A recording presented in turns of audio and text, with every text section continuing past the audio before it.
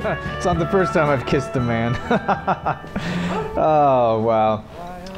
Hey guys, welcome to the show. Today we have Incredible by Gary Puckett and the Union Gap from 1968 on Columbia Records. And this is side one, track one, Over You, which reached number 7 on the US charts. Incredible was their 4th album released in 1968 alone, which helped them to get 6 consecutive gold records. And they sold more albums in 1968 than any other band, including the Beatles. Yeah, well, not all that glitters is gold, let me tell you.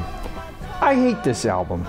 I hate this album so much. I can't stand the sound of it. It's totally made in this hit factory. I mean, they're trying to pass it off as the in sound of the 1960s, but it's just crap, and it represents everything that's wrong with oldie stations today. Growing up in Santa Cruz, I was fortunate enough to be able to go to the Boardwalk, which is a seaside amusement park, and during the summer months, they would have these oldies bands play, like Lovin' Spoonful, The Drifters, Jan and Dean, and Bill Haley's Comets. These were really good bands, but as I got older, they started bringing newer bands like Tiffany and Greg Kihn, Eddie Money. I stopped going. It was then that I realized that both the Boardwalk and the oldie stations were just staying with the times. Basically, they were playing music from the youth of middle-aged people, and as time wore on, so did the music, and usually for the worse. So I guess I can't really be angry, but you gotta admit, it's lame to turn on an oldie station and hear a song from the 80s. And don't get me started on classic rock stations. All right, what do we got next? Well, up next we have a track that there really is no cure for. It's track number 4, The Common Cold. Ah, another tune with that classic sound I cannot stand. And the man responsible is Jerry Fuller. He wrote half their hits and never really strayed too far from his formula, which I will sum up as such. The song will either start with an instrumental hook or the chorus, then Gary comes in singing the verse, pleading with a girl or woman. Then the chorus starts up with horns punctuating every note that Gary is singing with full backing by lush violins. Then things cool down a bit with the next verse, and Gary continues to plead with the girl or woman. Then the chorus comes back in and repeats once, then fades out. Oh, and did I mention there are no bridges?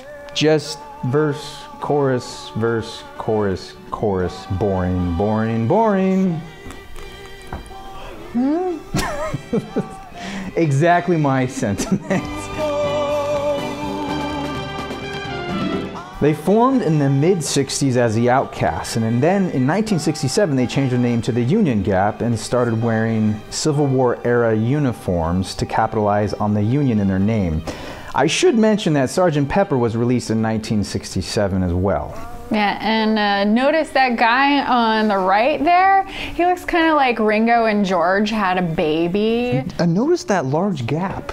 It's almost like he is the unwanted child or something. Well, the band was discovered by songwriter and producer Jerry Fuller and signed to Columbia Records in 1968. They broke up in 1971, but you can still get that Union Gap sound as singer Gary Puckett has been performing on the oldies circuit since the late 80s. And now, a word from our sponsor. Are you still cleaning your records the old-fashioned way? Step into the modern age with Spin Clean Record Washer Mark II. Simply load the basin with water and a cap full of solution. Turn the record 3 times one way and 3 times the other. Dry, and within minutes your records will sound as good as new. Units starting at just $79.99. Get yours today at spinclean.com. Spin Clean, the best reviewed cleaning device in the industry and proudly made in the USA since 1975.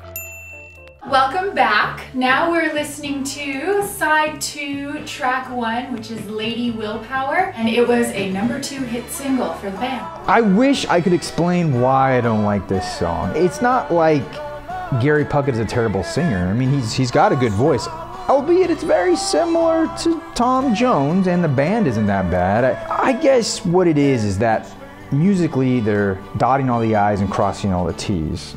And to me, that's just boring.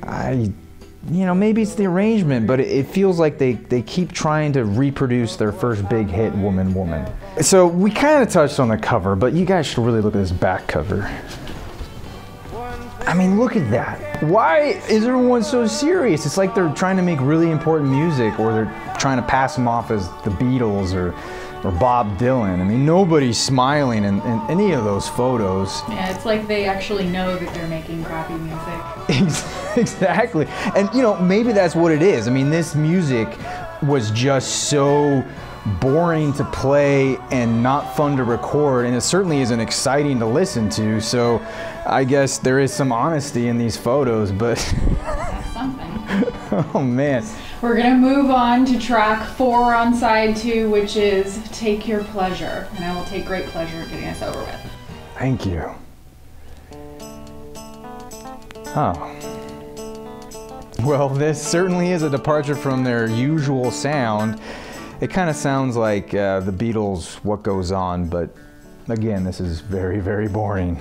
This has been Incredible by Gary Puckett and the Union Gap, and in my opinion, you should avoid this record. It's not incredible. However, it is incredible how many records they did manage to sell, though, before they broke up. I know there are Gary Puckett fans out there, and I probably just pissed them off, and I get it. They grew up with this music. It's nostalgic for them. They have memories attached to these songs, and you know, I don't blame them for that. I mean, that's great, but I didn't grow up with this. This isn't my music, so to me, the songs don't hold up well. So we'll just let this be a guilty pleasure. Lord knows I like some really terrible music.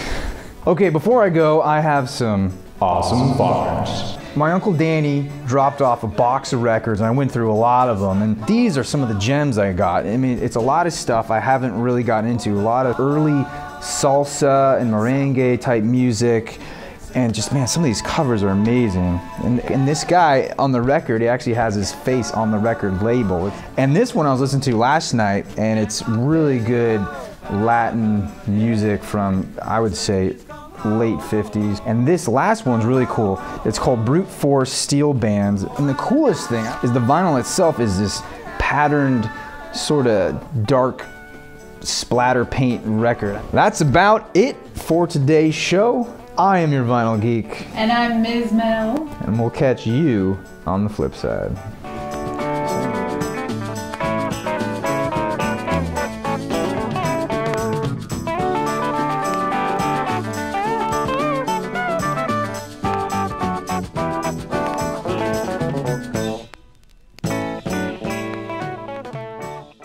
So basically, the song will either start with an instrumental hook. Shut! Come on, guys. Come on.